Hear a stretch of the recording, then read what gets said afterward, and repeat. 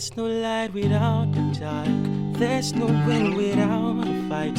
Find truth and redeem your heart. Let these words be your guide. 'Cause you don't have to be afraid. You don't have to be ashamed. No, no, no. Spread your wings, fly away. Let your mind be your space. And float into the better lands. Free from this nightmares. Ignite your light tonight. Maybe if you ever need somebody to come home to, put you clothes and keep you warm, yeah. You're never alone, yeah. It's a beautiful one. Let your scars be your armor, yeah, yeah, yeah. Bring light to your world. Don't let these people define you. Define you, yeah. It's a beautiful one. Let your scars be your armor, yeah. Bring light to your world.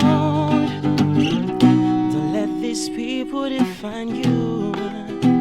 Define you. They said you weren't worth it. They said you weren't perfect. Made you feel worthless. How can you forget this? Now you're trying to be you. You still don't believe it. I see you walking out your door. Take it something ever yours. You might start finding out till you have peace of mind.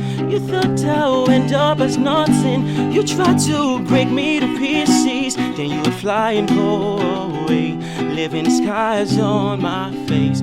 Accolades for you. I'm a better version, all thanks to you. Now I live my life without needing you. It's obvious I wasn't really meant for you, yeah. It's a beautiful one. Let your scars be your armor, yeah, yeah. Bring light to your world. Don't let these people define you, yeah. Define you, yeah.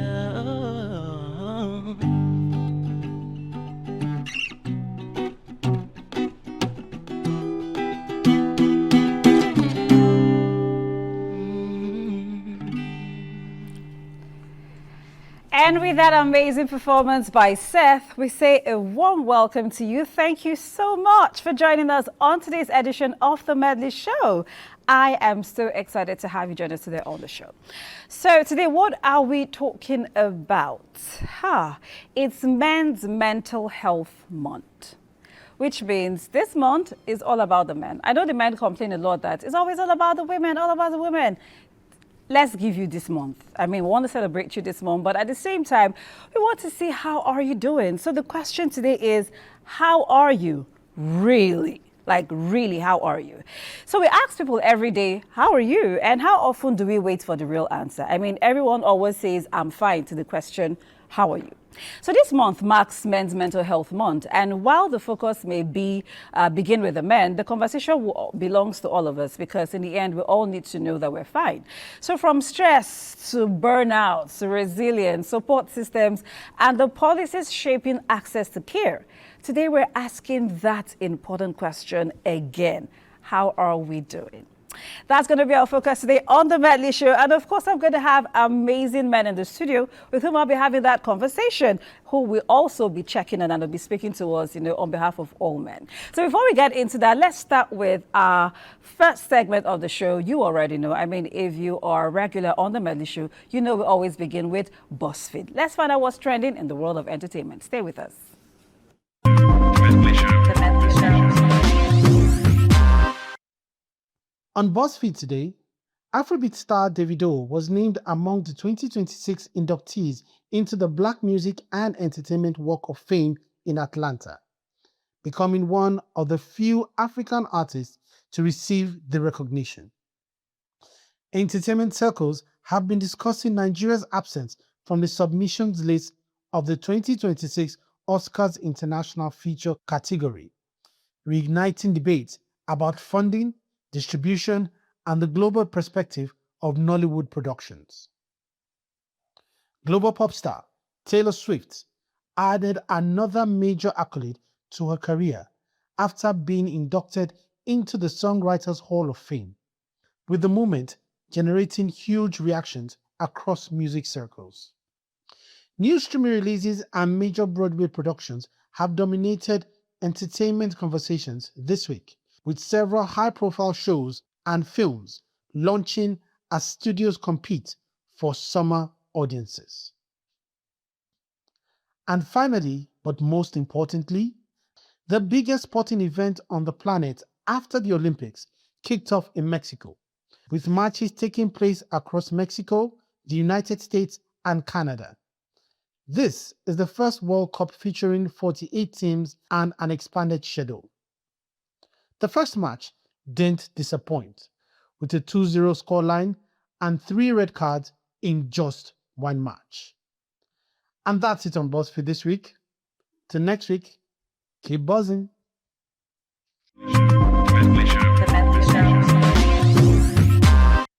All right, that's what's trending in the world of entertainment, and the World Cup is on.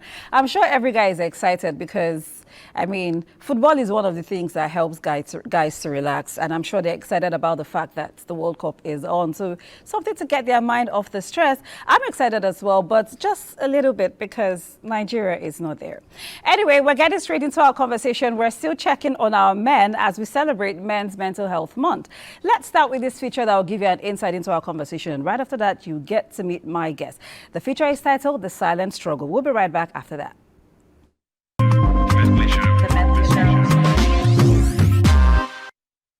Strong, tough, unshakable. For generations, these have been some of the words used to describe what it means to be a man. From childhood, many boys hear phrases like, be a man up, or men don't cry. While often said with good intentions, these messages can sometimes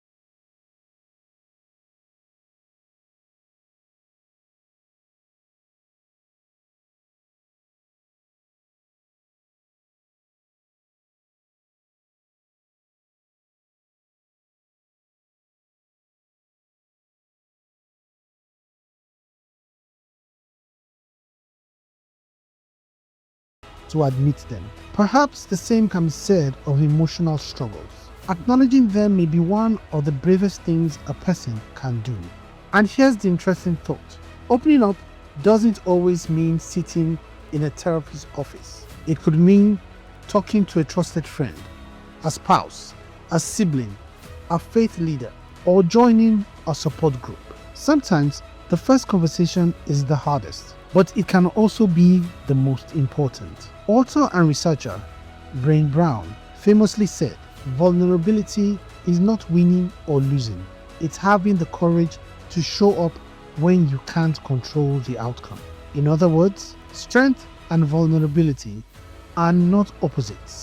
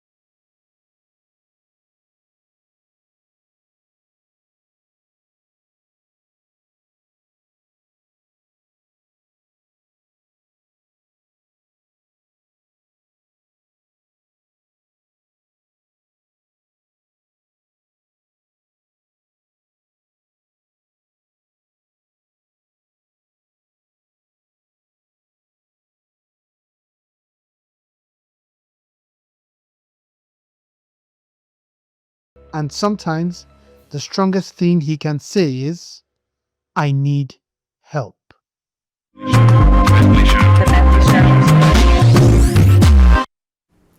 All right. I hope that feature did give you an insight into our conversation for today, the silent struggle when it comes to mental health for men. Again, the question we're asking today on the Medley Show is, how are you really? And I have amazing guests in the studio who will be helping me answer that question on behalf of all men everywhere. So I'll start with Dr. Ibrahim Mijinyawa. He is a clinical psychologist, right? Or how they call it, psychotherapist. Yeah. Are they the same thing? Yeah. They're the same thing. So yeah. whether you say clinical psychologist or a psychotherapist, they're the same thing. Yeah. Anyway, welcome to the show. Welcome. How are you doing? I'm doing amazing. How are you really? I'm in high vibrations. Okay. So this mental health, okay, anyway, this mental health thing we're talking about, you're trying to tell me that it can't get you because you know how to take care of it. Yes. Okay, so next to him is Seth Adeyi. Of course, you just watched Seth perform. Seth, how are you doing?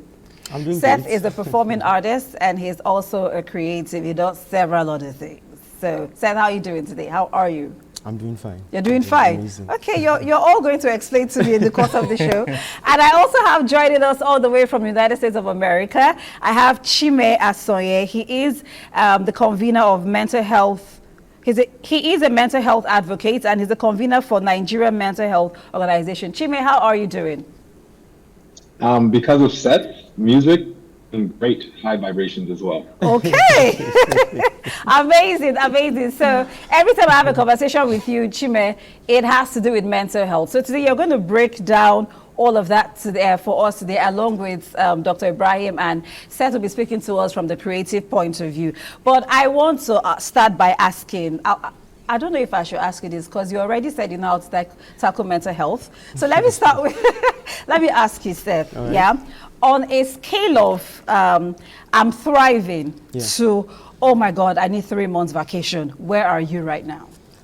Well, I think the past few months have been really a lot coming from creative and as a man. Right. Yeah, so on a scale of 1 to 10, I would say, let's say 7. That's 7. Are you in the point where you're saying, oh, I'm doing good, I'm thriving, or you're in the space where you're saying, God, I just need some time out? I'm doing my best. I think that's Why are you being smart about it? No, I'm doing my best, but at the same time, I'm not where I want to be yet. Okay. However, I'm putting in so much effort to make sure that I get to, even if it's not there, but very close to where I would call.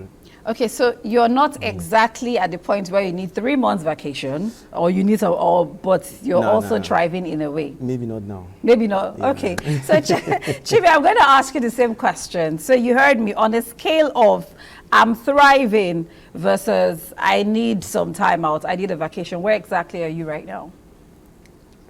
That's a great question. I think I'm at a 6, let's say. 6? Yeah, 6. That's heavy. 6 is good, right? I mean, it's better than 5. I mean, It's more than average. so I think I'm in a situation. I think everybody, to be honest, around the world, we're all challenged by what's going on and what we see, whether it's economic issues, whether it's war, whether it's thinking about the future with the upcoming elections and things like that, and trying to push. One of the things that we're pushing right now in Nigerian mental health is a law to decriminalize attempted suicide. And unfortunately, because of elections and other things, that's not necessarily a priority. So when I'm thinking about where we are, where I am, I'm thinking about myself as kind of a symbolic for where a lot of Nigerians are. Okay. All right. Dr. Ibrahim, let me just ask you because you're here. So where are you? Okay, I used to be I'll say 7, but I should be at an 8, I'll say. You Because, went from 7 to 8? Yes, this is my best year so far. Okay, so you are about the highest, the 3 of them. You're at an 8. Definitely. Seth is 7, and Chime is on 6. So tell me, how did you go from 7 to 8? Okay, I realized that there was a difference between what happens to me internally as a man and what happens externally. As he said, you can't underlying the fact that economic pressure, you understand the politics outside, the wars happening, and your internal mechanism. So that is external and internal. Then I realized that, okay, I need to create an emotional boundary between external and what's happening internal. Okay, we're going to get to the point where you tell us how you do that, how you create that boundary. But I want to ask, what's one thing that you think Nigerians are always stressed about that we don't talk about enough? We are stressed about stress. What does that even mean? Yeah, because the problem is we are overthinking about a solution to a problem we don't understand. So the whole problem is the stress itself, the problem itself is stressing us. Every day we come online, we talk about these issues, we try to identify, but then are we even close to the solution? Dr. Brian, I know I don't want to be philosophic here. I'm not going to let you confuse me on my own show. No, I'm not confusing you. Yeah. So, okay, the problem is overthinking. Let me simplify it. Overthinking. Okay, so we overthink a lot. We overthink a lot. And we don't even know that overthinking in itself is a problem. Causes us stress. Yeah. Okay. So Chime, let me ask you this. When people, every time you ask someone, how are you? The next thing they will say is, I'm fine. Right? So when someone says, I'm fine, how often do you think they actually mean it? I'm fine or I'm good. And you wonder what that means. And I honestly think that a lot of people are just avoiding that small talk. I don't think that a lot of people are good and or fine, but I think that the way you break that down is being vulnerable yourself in terms of how you're feeling. Telling them, whether you're good and why, sharing reasons. And then generally, just to respond to your last question about, what are Nigerians going through? One of the things I want to mention is that I think a lot of Nigerians are lonely. I think a lot of Nigerians are lonely. Lonely? Unfortunately. Yes, lonely. I think that it's an increasing epidemic of loneliness in our country and across the globe. I'm not saying all Nigerians. I'm saying there's an increasing majority of Nigerians that are actually lonely, unfortunately. And you see it. It bears out in the research. There was work done that said that around 12% of Africans are lonely versus 5 to 7% of those in high net worth countries. So we need to make sure, and the loneliness is not having the right person to talk to, not being able to discuss the struggles that people are going through, having these conversations where we're talking about sports and football, but we're not talking about the issues that are going on in each other's lives. So it's not all Nigerians, but I think there's a growing number of Nigerians that are lonely, and it's being recognized by organizations like the World Health Organization, organizations like the U.S. Surgeon General that are increasingly calling it a public health threat. Okay, I don't know where they're getting their data from, World Health Organization and all, but I don't agree with them. Now, over there, they're telling us that we're lonely. I don't think we're lonely. Are you lonely? I'm not lonely. We're not lonely. I mean, Nigerians are people that we may have issues that we don't talk about a lot, but in our small circles, I think we talk about it a lot, especially if you have a mother, a brother, a friend, you have close circles. We're not lonely. I don't agree, but anyway, that's their opinion, and I'm not going to fight it. But Seth, you are a man. Has society accidentally or intentionally taught men that silence is strength? Do you think so? I think I won't really say it has taught men. Rather, they've learned to adapt to that kind of situation. And I feel like this is also an answer to the previous question you also put out, because we've learned to just survive in situations. We allow things just happen, and then let's just get done with it, and then we proceed with having to find a way around it, which at times it may not be the best result, because sometimes for you to not let things continue the way they are, you need to really stand up to it and maybe give an opposite response to that. So we've been adapting a lot to the stress, and it's making people burn out without them even knowing. Okay. So yeah. Do you agree? Silence, I think, is a cultural thing, generational. Yeah, it goes back, I think, to the beginning of humanity. That men should be silent. And Yeah, that means yeah, strength. men just learn to be silent. But is it good for them, though? Macho. No, it's not good because you see, a man is logical. Because men are being taught not to be vulnerable. Definitely. Why? Because a man grows up to be conditioned to fix, solve problem, provide, be macho, you understand, show the strength, and show love.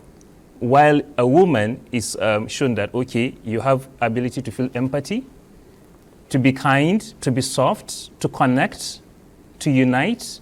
Okay. Yeah. So for men struggle, you understand, to connect to this feminine, this in essence. Like most men grow up without being. Who termed it feminine? No, it's feminine because it's love. That is where we came from, our mothers. Now imagine. Yeah, but who imagine termed it feminine? Who termed feeling empathy and being vulnerable feminine?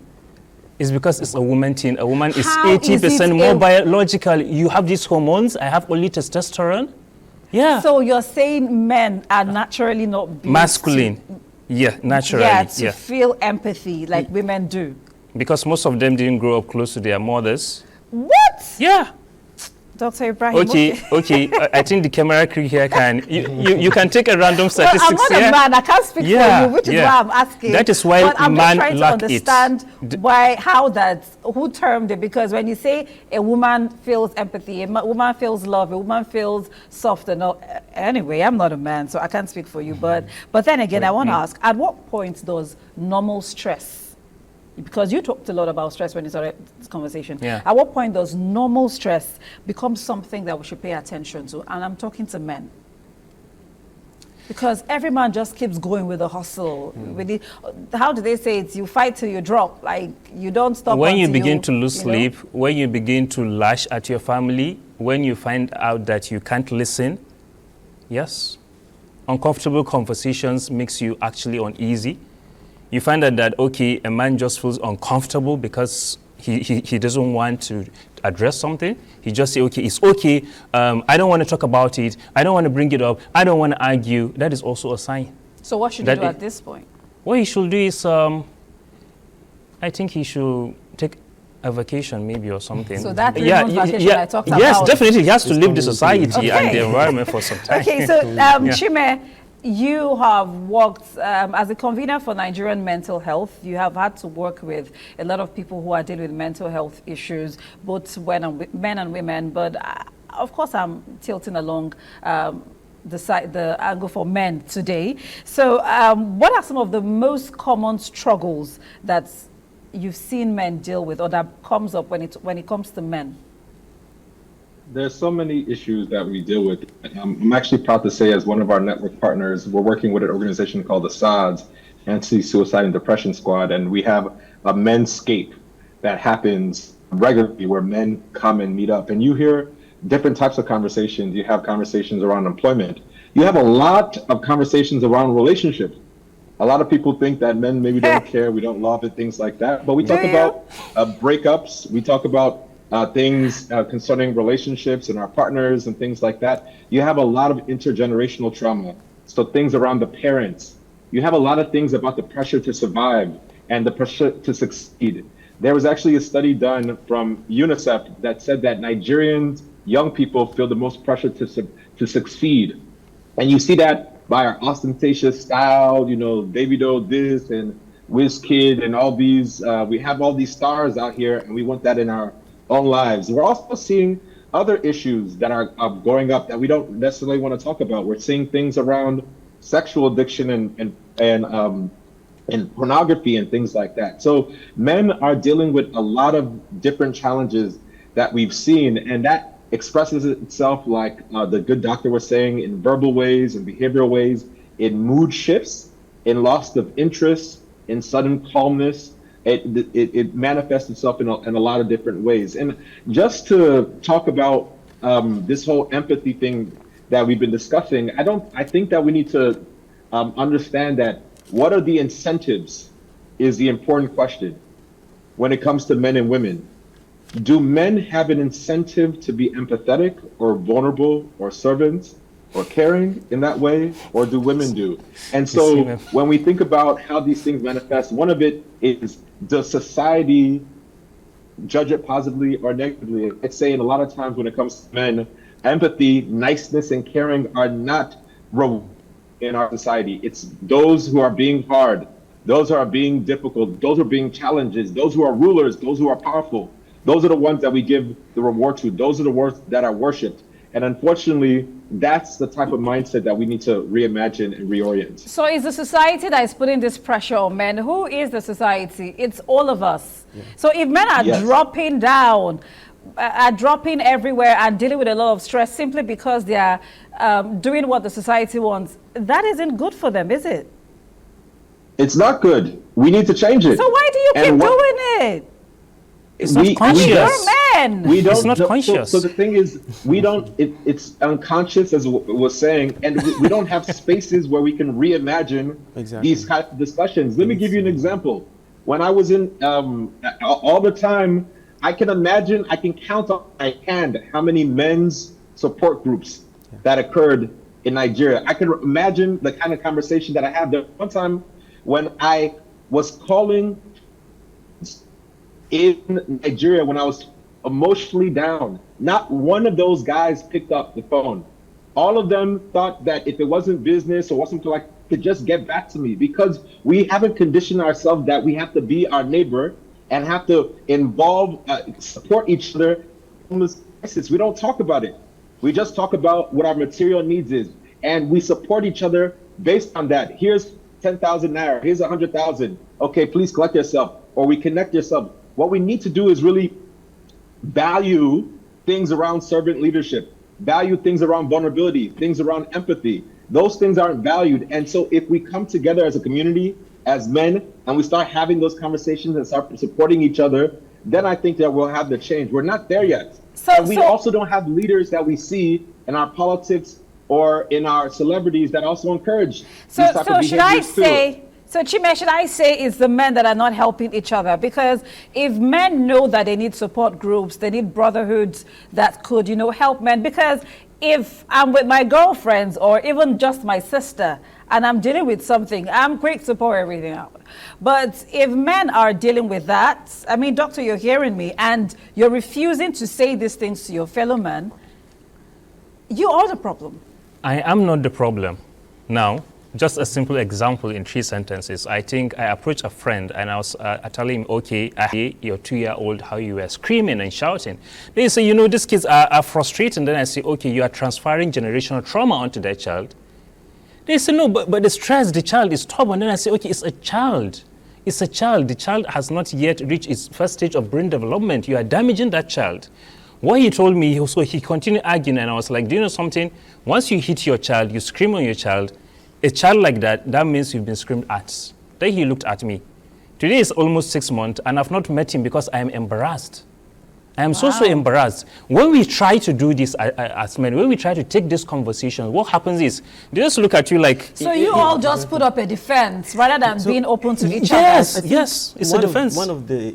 I would say it's a defense, because most of the times when you raise this kind of conversations, the response you get from this other party makes you, it gives this, when I say energy, like you are weak. You are weak, yeah. Like, why are you complaining about things that are soft? simple. Exactly. Empathy. You are a man. That's the next word that comes out. You are a man. Yeah, a man. So I was right when I asked that it wasn't an accident that the society has taught men to be silent. Toxic. Like silence is strength. To be toxic.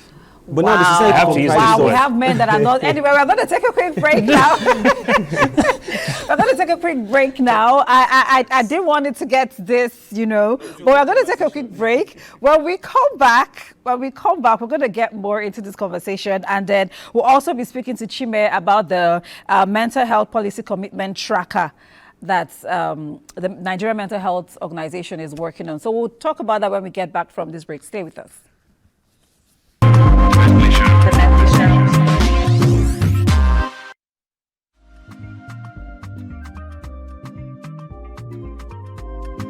Okay, mental health for me, I think it has to do with your emotional and then psychological well-being. Like, basically has to do with the health of your brain. I think mental health it deals with our physical, emotional, and psychological well-being. Just simply means how we deal with our day-to-day activities. From my own perspective, mental health simply means an individual emotional or psychological well-being. Mental health can be in different and many forms. It's an illness that has to do with something to be upstairs, that's in the brain. So what I understand, that's the source or the symptom effects and the rest. Mental health is one of the components of health in general and is one of the most important aspects of health in general because it affects all the other aspects of health. It's all about general well-being of your health, how you feel, how you handle life challenges, how you manage stress generally. Stress like relationship issues and so on and so forth.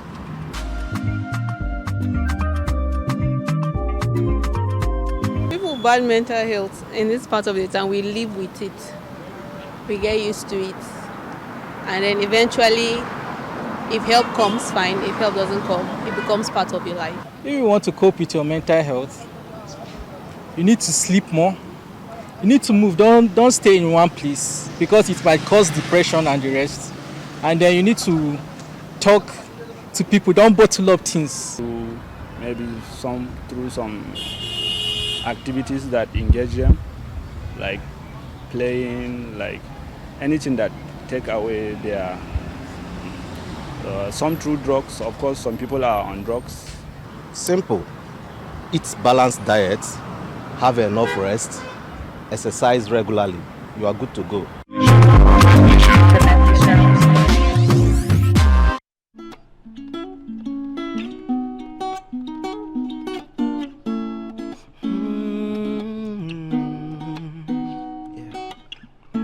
Monday to Sunday, need some time to get away. Free my mind, get the best out of my life. I wish I could be free from mistakes of yesterday. Jackpot, we've been waiting for the day levels go change. Steady belief and prayer equals the fate. For the meantime, make we enjoy all the phase. Cause no one said it's easy, and no one said you can't. It's all about what you believe in and who you think you are. And so in the meantime, I'll just enjoy.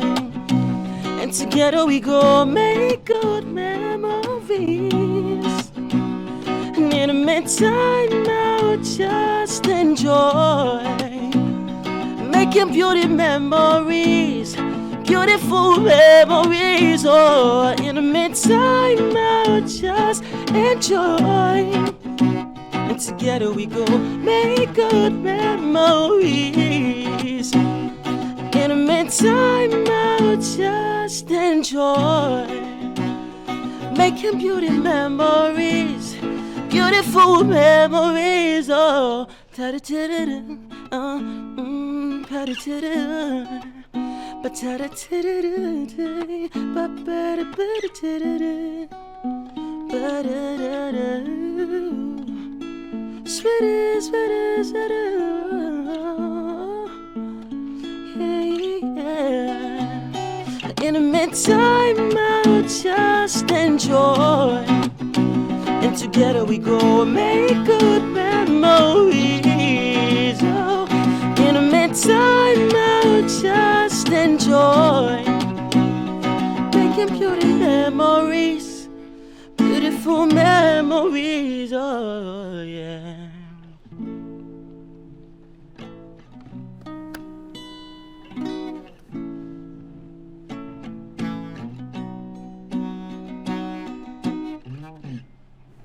Okay. Again, that's the amazing Seth giving us that beautiful music. And today we are still celebrating the men because it's Men's Mental Health Month. And we just have the question, how are you doing really? So, of course, I still have Dr. Ibrahim here, and Chime is still joining us all the way from USA. But we are just being joined by Eric Chidom. Eric is a filmmaker, documentary filmmaker, and a creative. AMPC nominated, right? Yeah. Oh, okay, that's cool. That's cool. Yeah. Anyway, so I'm going to, since you're just joining us, I'm going to ask you the same question that I started with when we started the show, which is, how are you really? If we're going to say on the scale of 1 to 10, are you on I'm thriving, or oh my God, I need a 3 months vacation? I think I need a 3 months vacation actually, because Can you talk to us about it? it? Would be pretty difficult to be thriving in, like, I mean, the way the world is right now. It's I think everybody everywhere is feeling it. So, but I think we're trying to do our best, really. Yeah. So how is 3 months vacation going to help you now, Eric? Okay, let me forget. Let me forget. When I'm done, like, I'll have the energy to come back and keep on hustling. Okay, Yeah. that's cool. So you are a creative. We've been talking about how men are, I'm sure you were listening on the conversation, Yes. how men are mostly silent, even though they're dealing with stuff. And of course, I'm not a man, I can't speak so much. Dr. Brown has made that clear. I just have to listen to whatever you guys are saying. And, you know, of course, we have men in our lives. We have fathers, brothers, uncles, lovers, boyfriends, husbands, cousins. So we deal with men every day, just like you guys deal with women every day. But I'm going to ask you, as a creative and a filmmaker, is there a lot of pressure on you to, how do you deal with burnout? Is there a lot of pressure on you to make an impression? I mean, you had to do a lot of work to get EMVCA nominated. Oh, of course. Yeah. So yeah, there's obviously a lot of pressure. I mean, pressure from different angles, really. On set, we're on pressure to you have a limited time, right? You have a timeline, you have a call sheet, and you have to make sure that, okay, you do as much as you can to get the film done on time. You understand? So there's that pressure. Sometimes you see that we're working on set, even though that should really be how we work, but sometimes we actually have to work on set like a day or two back to back, and it's every filmmaker feels that same pressure. Exactly. But I'm talking about you as a man, because a friend of mine once told me one time, I told him he was so wrong, but that was his opinion. He said a woman doesn't have to stress, you know, but a man, like if a woman has to do something, a man has to put in 10 times the effort. I don't agree, but that's the kind of pressure I'm trying to ask. Okay. Are men feeling, as a creative, as a male creative, is there more pressure to make an impression?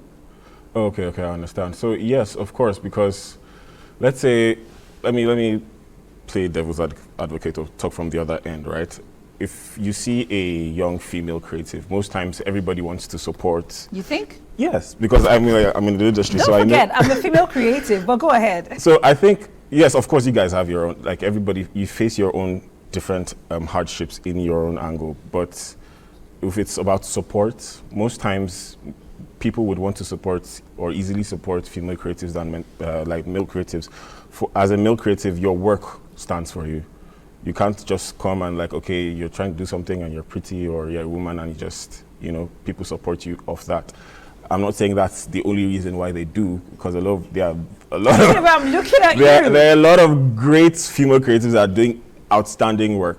Thank you. Yeah.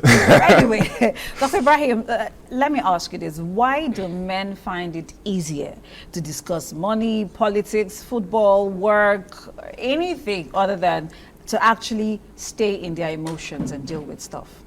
Because it feeds their healthy pride, healthy ego, because a man needs that identity to survive. Yes. But it's killing them. No, yeah, the whole thing about self-respect, before you become a man, not a boy, you know, there are men that are still boys. Yeah. Yeah. Okay. And there are men that have become men, that have learned to become men. True. You definitely know what I'm talking about. So men that have been spoon-fed everything in life, when life challenges them, you know, so they find it difficult and everything crashes one time. So for men, the identity around a man from morning to night is, okay, how do they view me? What are the expectations? Yes, now the expectations coming from society, from your wife, from your neighbor, from your friend, you understand, will now lead to the impression that you have to create. So it's a necessity for a man to create an impression. Every day a man has to wear a mask before you go out, before you step out there. You have to wear a mask? You have to wear a mask. Who gives you the You mask? can't go out being vulnerable, being open. when you show the world your weakness, they're just going to drop you. Dr. Or take Ibrahim, advantage of Definitely. it. Yeah. I thought that as a psychotherapist or a clinical psychologist, what you would be saying would be talking to men about opening up, being vulnerable, letting their emotions come out once in a while. But you are telling them to wear this mask and not be perceived as I'm being weak. blunt. I'm talking about the truth behind the But are psychotherapy. you saying it's okay? No, Are you it's not saying okay. It's not okay. That's why I use the word healthy and unhealthy. Now, being vulnerable. Vulnerability is a word, it's a Latin word meaning what? To love, to open up. So for you to become vulnerable, you also need that from your family, your mother, your wife. You were talking about the other time that men don't support men is men's problem. Now, imagine as a woman, you have the whole thing. I was speaking based off of what you people said, though. Okay, now we need that support from you. Yeah, we need that support from you. I support men. Now, imagine your girlfriend just tell you, oh, guy, can't you come around with your friends and think about, opening up, discussing, talking about your own mental health? Let's say your woman asks you that or shows concern, because you need to do that within the space of other men. Imagine the other man here, his woman helps him, because women hold the key to our mental health. Dr. Ibrahim, let me interrupt you. I don't think a woman, and I'm not saying this so that we'll start bantering back and forth, because I still need to talk to Erica and Chime, but I don't think it's a woman that would tell a man to call other men or form a brotherhood, so that they can open up to each other. I think a woman will want her man to open up to her. I mean, if I'm dealing with stuff and I come back, I'll yap, talk to you all about it. So I feel like if you're dealing with stuff too, you should talk to me. I'm not going to tell you to call other men to talk to. Do you get what I'm trying to say? Yeah, so Eric, let me talk to you then, because I need to talk to Chime about the mental health policy commitment tracker. What is the biggest pressure that you feel as a man? Because he said men have to wear masks. So it's like the biggest, it's like the biggest pressure every man feels is the pressure to provide. Of course. So I'm the only son of my family, so I feel that pressure. Who said, as the only son of your family, you have to be the only one to provide? Nobody says that. I was listening earlier on, and we said it's something that society does. Like, you're born into it. Nobody tells you, oh, these are the rules, but you're born into it. You grow up and you figure out that this is what is expected of you. Nobody has to mention that you have to be the one to take up responsibilities. But as you're growing up in society, you're like, okay, this is what you see other men doing, and this is how we look at men that are responsible. So you try and do what responsible men are doing. So that's responsibility. Chibe, can you hear me? Okay, so Chibe, I know you've been listening to us, so please tell me. Dr. Ibrahim did say that every day, every man has to wear a mask to make an impression, because that's the pressure that the society has put on you. So talk to us about that before we get into what the mental health policy commitment tracker is supposed to address. Because we're forced to. I don't think that will keep part. I think that there's a big pressure that are strong and self-reliant, and that bears out in the information. I'm going to say a personal situation and then a macro situation. Let's talk micro. I told you that there is a growing trend of men loneliness, and that trend amongst African men, amongst youth in Africa, than it is in high network countries like Canada or States. You laughed at me and you said that's not true. That's not what the data says.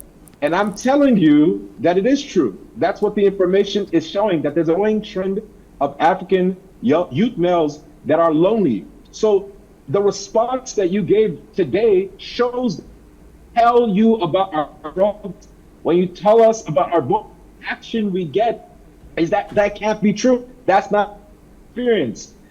But that is the men are facing. Some men bears out macro have the highest suicide rate amongst any other demographic in the world. I'm going to say what I just said again. African males have the highest suicide rate amongst any region in the world at 18 per 100,000 compared to global average, which is 12.4. The highest suicide rates happen in Africa. So we have to think about these things differently. When people share what's going on, we have to be responsive, and we have to think about it differently. And we need to start elevating these qualities as critical aspects of leadership. We need to elevate vulnerability and service and empathy as critical elements of leadership. We also need to think about how we can mainstream these things within all areas where there's crisis. So for instance, if we think about mental health and well-being as important for conflict or humanitarian issues, then we'll start thinking about that and mainstreaming it all people. Then we're gonna have better development outcomes. If we start thinking about mental health as an important driver for economic development, we'll have better development outcomes. We have to think about these differently. As an enabler, we're not doing that right now. Okay, so talk to us. Talk to me about the tracker, the commitment tracker. Well, on this same vein, one of the things that people are unaware of is that Nigeria has had maybe one of the most profound social reforms when it comes to mental health. I want to give a lot of credit to administration and to the Federal Ministry of Health. We've been working with them and other actors within the stakeholders to pass things like the National Mental Health Act, the first of its kind, to pass a suicide prevention policy, to pass an updated mental health policy, to do a lot of reforms in the mental health space. But unfortunately, what we have is a lot of actions and not a lot of accountability. We have had different things around of the mental health space, but we need to have a critical tracking of those mental health commitments, of those policies, or those financing pledges, of those implementations, to say, are these actions, are these laws, are these legislation actually making the impact they're intended? So what we are launching, and we actually launched it last month, is the mental health policy commitment tracker that has all the evidence from a national, subnational level of all the pledges, the finances that I've done in centralized, accessible location. And we're letting it engage with it, to share, see what's been going on, to see if there's so what I want to know, we need accountability. Chime, I'm going to interrupt you a little bit. Yeah, Yes. What I want to know is how this commitment tracker is supposed to help men deal with mental health. Well, the thing is that a couple of things, right? If we have the support systems in place, then it can help men in different ways. So for instance, the Nigerian Mental Health Act satisfies that there's supposed to be a mental health fund established. That has not been established. That's something that the mental health tracker be more mental health. There needs to be more support in the mental health space in terms of financing. Less than 2% that goes to mental health. According to the Mental Health Act, there's supposed to be things like a Department of Mental Health to operationalize things against human rights abuses, to support things like primary healthcare centers, et cetera, like that, which can get mental health and wellness to the grassroots. That has not been. So this tracker helps with accountability because it creates a public mechanism to track mental health commitments. It helps with transparency. So it helps with governance reforms. It helps with system strengthening and public engagement so people actually understand what the resources are supposed to be for those in the mental health space. And ultimately, it gets the entitled institutional memory. Okay. We know that there's a lot in governance, for instance, and so help execute what is supposed to be there when it comes to mental health policy and well-being. Okay. That's amazing. That's amazing, right, Dr. Ibrahim? Yeah, yeah. And that would also help men. But before we go, because our time is fast spent, I want us to bust some myths, right? Okay. So what do you think? What do you think is one of the biggest misconceptions Nigerians have when it comes to mental health? Nigerians generally or men? Nigerians, but I mean, we're referring to men. Yeah, okay. Mental health in Nigeria is just But it's shame. not like it's only men that deal with mental health. Yeah, though. shame, stigma, silence. Okay, I'm concerned about silence. Yeah, silence. Silence. Usually, growing up, they tell you, like, keep quiet, like, suppress the pain. You know, pray. You're a man. Yeah, you're a man. You should pray. You should be strong. So suppress. When you suppress, it leads to what? Depression, anxiety, and everything breaks down. Yeah. So the silence, I would say, and the silence leads to a situation where we just live life to support his statistics. I know about that data, loneliness. Okay. Yes, it's true.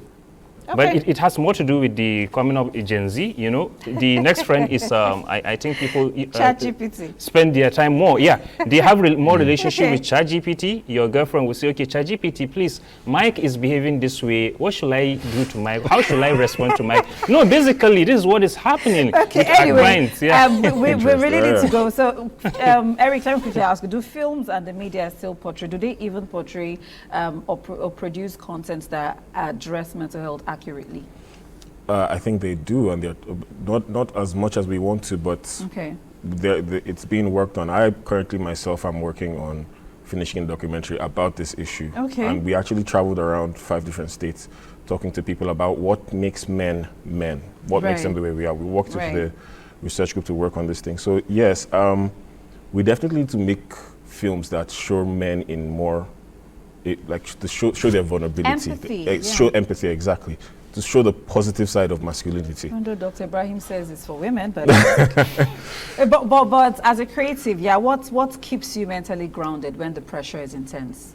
I think we all just need an outlet, you know. So in all this conversation we've had, all I'm picking, but from Dr. Ibrahim, from you, from Seth, and also from Chime, is that men do not have people to talk to. But if there's an opportunity to speak to someone, will they really open up to speak to someone? Because he said men are lonely. I've always heard that therapy is not an African thing. So I don't think therapy works for us, because I tried therapy actually. It didn't really work for me. What worked for me was actually friends that I had that would actually be very intentional to checking in on you. All right. Even if you turn off your phone and you don't want, somebody will just come and knock on your door. Yeah. You understand? Or times where I have a friend that actually, like a few weeks ago, he knew that I wasn't doing so well. He came, took me out, we went and we rode just bicycle. So that you feel better. Exactly. Okay, so we need to go. Our time is fast spent. Dr. Ibrahim, 30 seconds, your final words to men. My final words, therapy works. We have 99% success rate, and I can prove to you, I think within the first 10 minutes talking to me that I'll prove to you that there is so much about you that you've not yet understood. Yeah, 10 seconds, 10 seconds. I'm going to finish it. I'm down. No problem. So when you find a good fit, it works. 99% success rate here. Yeah, I think from my own angle as a filmmaker, I think I'll just repeat it again. We just need to do more, because media is very important. We show people, people learn. Just like we're doing today. Exactly. People learn from watching what is on the media. So we need to do more, better as media professionals to show people what should be the healthier side of things. Okay. Thank you so much, Dr. Ibrahim. Thank you, Eric. Thank you, Chime. This is the time where we go. But, I mean, men, take care of yourselves. It's very, very important. We need you. We need you. We don't need you breaking down or not being available. So when you need to take a break, please take a break. And that's it for us on the Medley Show. We will be back next week to discuss something more important and fun and interesting. And I'll hand you over to Seth. Until next week, my name is Tucci. Bye for now. Seth, it's over to you. Yeah. Oh, yeah. You know I love it when you smile, gets my mind and emotion. In my good day, what to give me all the vibes on. Anyhow we did now, yeah. You did my mind, baby, not doy, or doy. Or my call me my odor. We my want me, I no lie, oh. Make a rocky, yo, what? Please come be my own. I'll give you loving like don't know, like you never seen. Oh my order, please come be my own. I'll give you loving like it don't know. Need your medicine, When I'm feeling stressed, you're my yoga. Put your hands on my shoulders, cool me down like it's soda, till I'm feeling goosebumps all over me. Oh, love me, kiss me.